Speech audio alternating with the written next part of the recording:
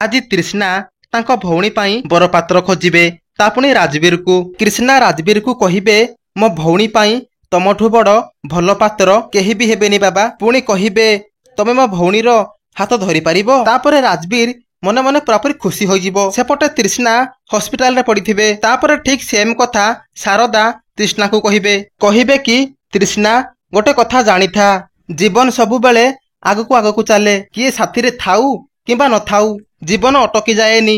ଆଉ ତତେ ବି ଜୀବନରେ ଆଗେଇବାକୁ ହବ।